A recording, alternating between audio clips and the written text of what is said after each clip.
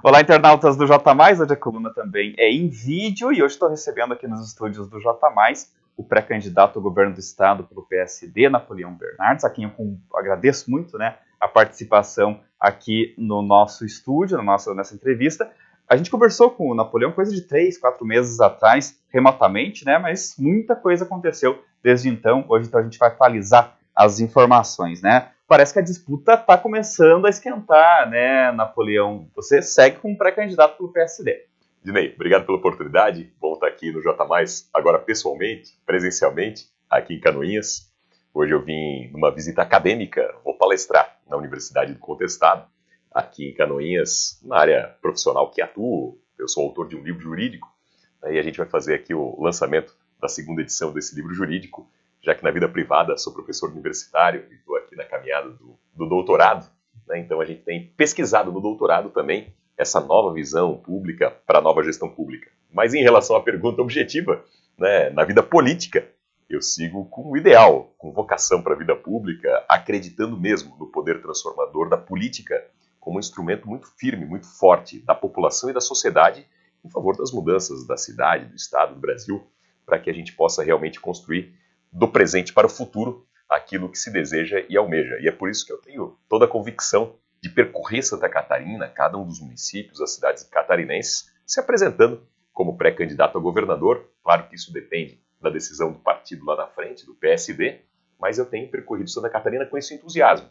Mas mais do que discutir nomes e composições e alianças, eu tenho percorrido Santa Catarina para debater e amadurecer ideias em favor do Estado, conversando com gente da sociedade civil, para que a gente possa apresentar um melhor e mais agressivo plano de desenvolvimento humano, social e econômico para Santa Catarina e para os catarinenses. O PSD tem, além do seu nome, o ex-governador Raimundo Colombo e também o prefeito de Chapecó, João Rodrigues. Como que vai se dar a escolha do nome que vai, de fato, disputar? Essa missão cabe ao presidente do partido, o deputado Milton Olmos, que debaterá, com certeza, entre fevereiro e março, as lideranças do partido, prefeitos, vice-prefeitos, vereadores, a base, os líderes, os deputados, as bancadas do PSD, para lá na frente, identificando qual o melhor perfil para o momento da eleição que se avizinha. Em paralelo, enquanto o partido faz esse trabalho político de nomes e de alianças, eu tenho conversado com gente da sociedade civil, com as entidades de classe, entidades representativas, para justamente refletir e amadurecer propostas, programas, ações de políticas públicas que possam permitir essa transformação. E por isso que já tenho inicialmente apresentado alguns compromissos com a sociedade catarinense. O meu primeiro compromisso é o de não disputar a reeleição. Em sendo governador, serei governador para fazer 8 anos em 4. E isso tem duas razões. Uma administrativa, para dar senso de urgência na equipe, senso de agilidade. Santa Catarina tem pressa e não tem tempo para esperar. Portanto, o compromisso com a não reeleição tem esse viés administrativo. Senso de urgência, agilidade, coragem para fazer o que tem que ser feito, como, por exemplo, a revolução pela educação. Por outro lado, tem um componente político da não reeleição, que é descomprimido a questão eleitoral, há muito mais condição de governabilidade para fazer aprovar na Assembleia Legislativa os projetos que sejam importantes para o Estado. Então esse é um compromisso muito claro.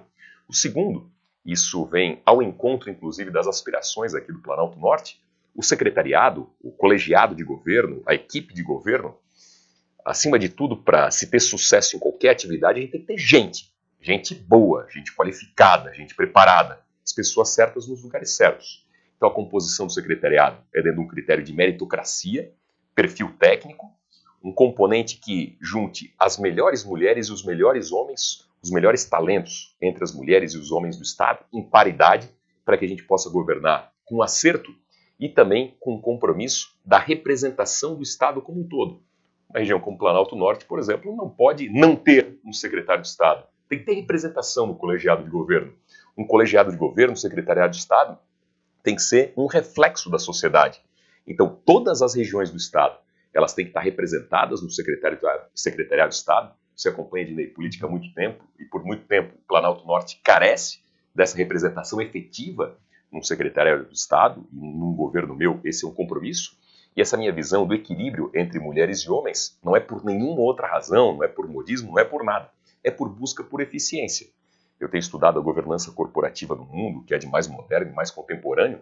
Se as principais empresas e corporações do mundo querem mesclar mulheres e homens na gestão não é por outra razão que não seja a busca pela máxima eficiência, pela soma das visões, pela soma das percepções. Então esses são compromissos que a gente tem em relação a essa caminhada. Isso tem sido possível por esse amadurecimento.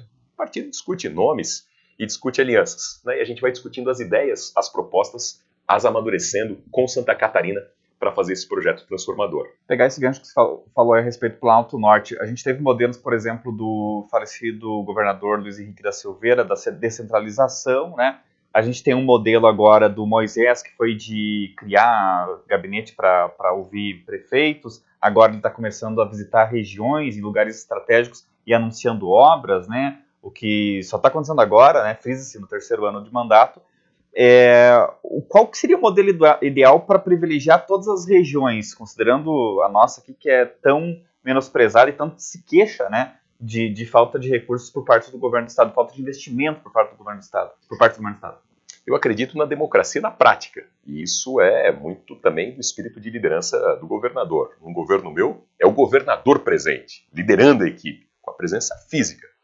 E ouvindo as regiões, ouvindo as demandas, estando presente, porque é só na presença que a gente consegue ter justamente a vivência da realidade de cada um. Sou pré-candidato a governador e quantas vezes estive aqui em Canoinhas nos últimos tempos, Ednei é testemunha disso. Porque é só vivenciando uma realidade que a gente vai conseguir ser muito mais assertivo. Mas nos dias de hoje, eu penso que a descentralização ela pode se dar na prática e se dará na prática com inteligência administrativa. Vou dar um exemplo.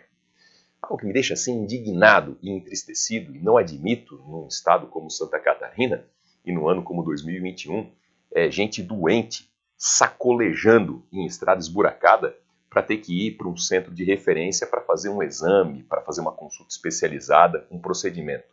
Se se gasta tanto em Topic, em van, em veículo para transportar paciente, o que é uma visão inteligente de descentralização na prática?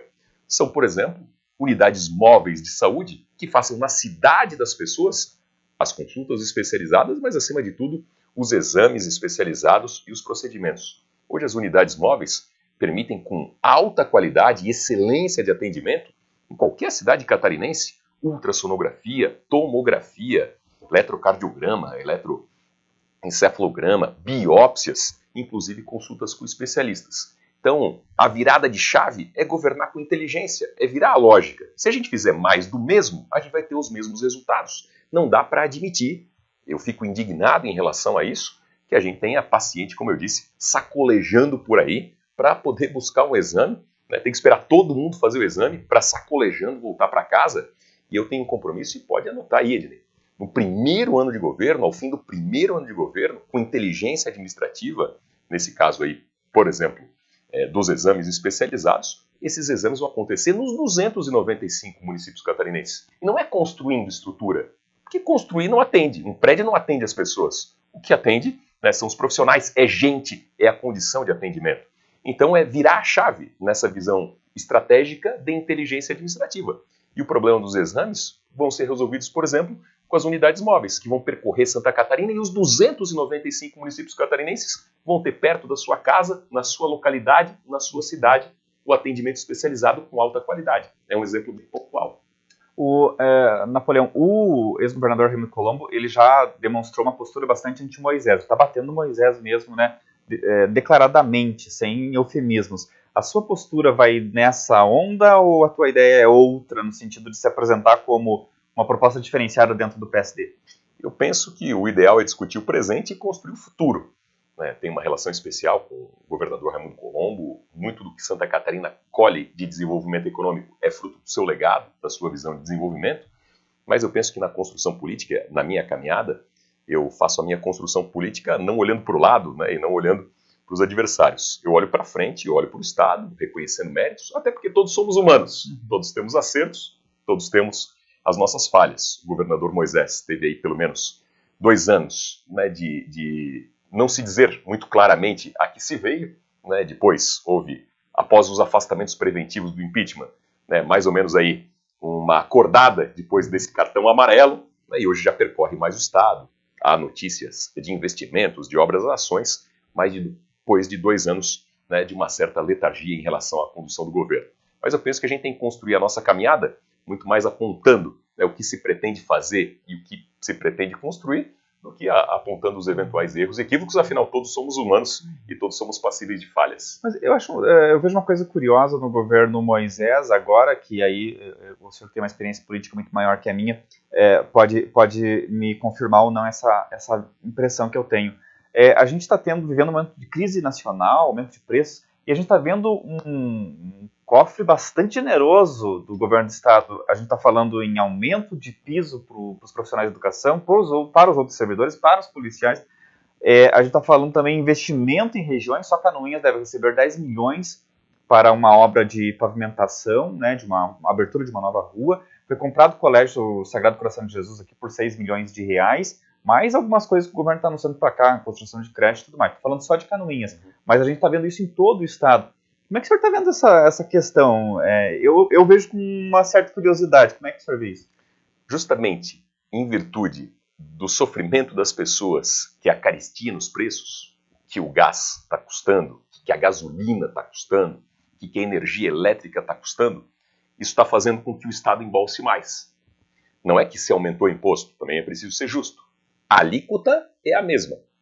Mas se a alíquota é a mesma e o valor final aumentou, então, no fim das contas, o Estado está arrecadando mais.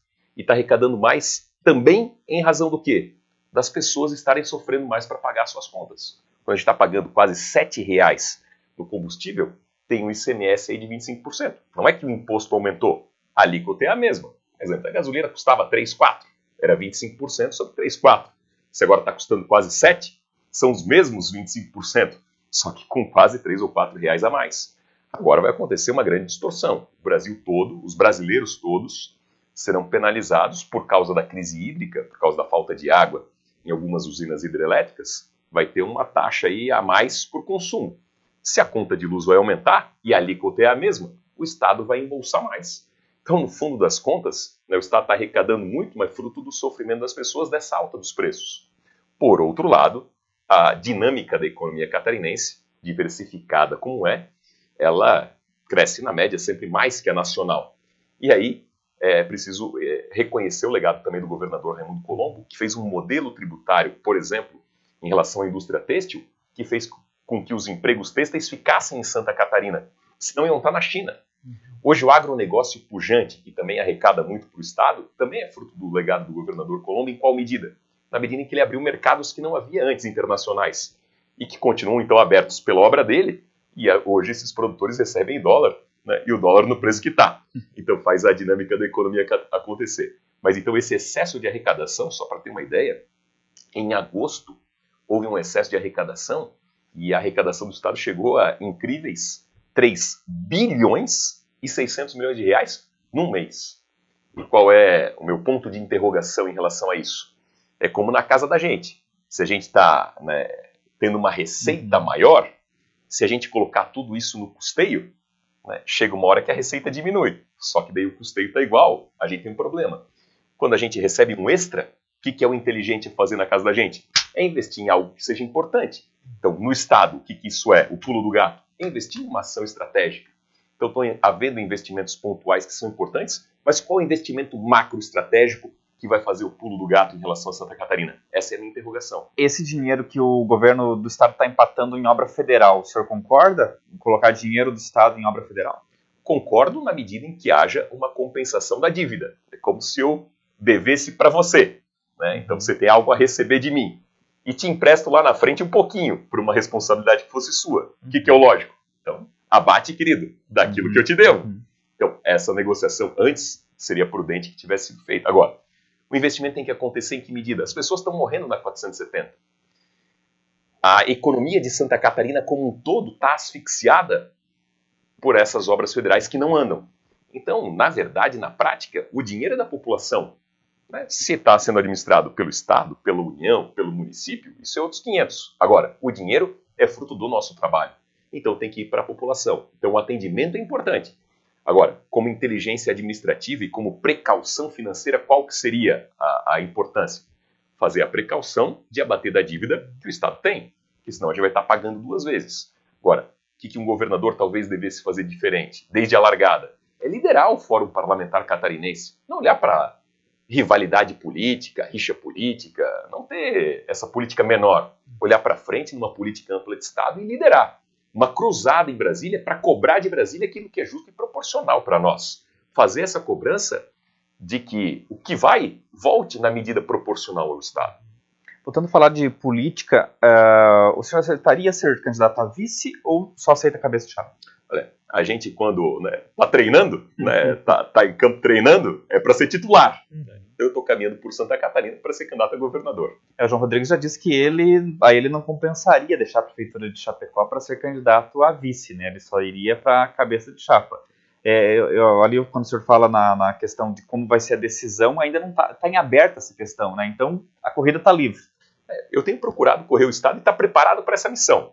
Em sendo convocado para essa missão, e vou trabalhar muito para isso, estar pronto, estar preparado, estar amadurecido, estar qualificado para poder orgulhar os catarinenses da sua escolha. Eu estou muito motivado por essa caminhada, porque tenho percorrido Santa Catarina como um todo, e Santa Catarina, com os índices que tem, com os indicadores que tem, nós temos que ter um salto de qualidade no desenvolvimento, não nos comparando ao Brasil tão somente, mas nos comparando ao que há de principal e melhor no mundo, porque nós temos uma grande potencialidade de fazer o melhor e por isso mirar alto. Por isso que eu digo, fazer 8 anos em 4, com senso de urgência, com muita agilidade e colocar Santa Catarina no mapa internacional em todos os aspectos para trazer recursos, para trazer investimentos, empresas, empregos, internacionalizar, dinamizar nossa economia, trazer o turismo e trazer recursos para fazer a diferença no nosso estado. A gente está falando de uma disputa interna dentro do PSD, mas vocês já têm conversado com possíveis parceiros, partidos que podem vir a coligar? Dentro da estrutura partidária, cabe à presidência do partido, à direção do partido, fazer essas tratativas que são as tratativas políticas. O que eu tenho entendido? A minha missão é estar preparado, estar qualificado, estar amadurecido, estar com visão de Estado. Então eu tenho investido meu tempo em paralelo à minha vida profissional, à minha vida acadêmica, mas tenho investido meu tempo justamente em conversar com gente da sociedade civil catarinense, em cada uma das regiões, para que a gente possa realmente construir um plano que seja inovador, moderno, inteligente, capaz de transformar cada vez para melhor Santa Catarina. Uma pergunta não ao pré-candidato, mas a um analista político. Bolsonaro repete a influência que teve na eleição estadual de 2018 em 2020? Não em igual proporção, mas ainda é uma grande influência. É preciso reconhecer. Possivelmente vai ser exercida pelo Jorginho Melo. É muito provável. É um grande adversário a se combater. Eu penso que o que a gente tem que combater e vencer são os problemas do Estado. Então, o debate é produtivo, mas o que eu miro a enfrentar e vencer são os problemas de Santa Catarina. Tudo bem. Conversei com o Napoleão Bernardes, ele que foi prefeito, da cidade de Blumenau, foi candidato a vice-governador na chapa do Mauro Mariano em 2018, e agora então se apresenta como pré-candidato pelo PSD ao governo do estado. Muito obrigado, Napoleão, mais uma vez, por ter aceitado o nosso convite. Espero revê-lo outras vezes. Dinei, obrigado. Um abraço a toda a gente amiga aí que acompanha a boa programação do J+. Um abraço especial. Um abraço e até a próxima.